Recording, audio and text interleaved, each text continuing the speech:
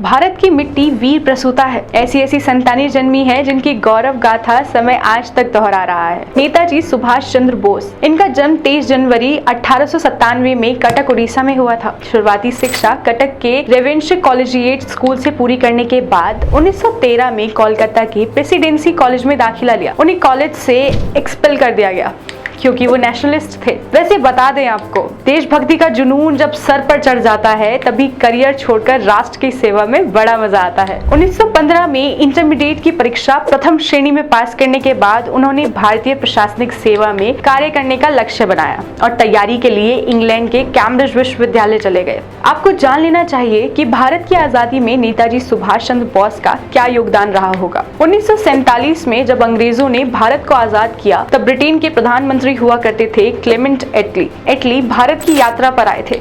उनका बंगाल जाना हुआ।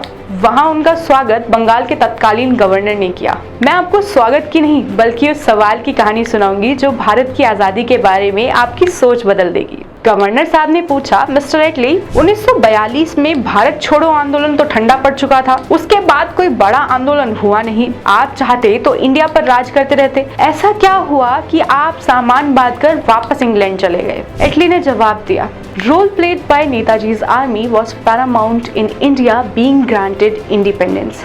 यानी नेताजी सुभाष चंद्र बोस की सेना ने हमारे नाक में इतना दम कर दिया था कि मजबूरन हमें भारत छोड़ने का फैसला लेना पड़ा। ये बातें आखिर कह कौन रहा था? उस समय के ब्रिटेन के प्रधानमंत्री जिनके दस्तखत पर भारत आजाद हुआ। नेताजी ने आजाद हिंद फौज बनाते हुए अपने सिपाहियों से कह दिया था, मुझे नहीं मालूम स्वतंत्रता के इस युद्ध के बाद हम में से कौन जीवित बचेगा, लेकिन मैं ये जानता हूँ कि अंत में विजय हमारी होगी। हमारे मरने से अगर भारत जी उठे तो हमें हंसते हंसते मर जाना चाहिए। देखो वीर जवानों, अपने खून पे ये इल्जाम ना आए, माँ ना कहे कि मेरे बेटे वक्त पड़ा तो काम ना आए। नेताजी की स्मृतियों को मेरा शत शत नमन।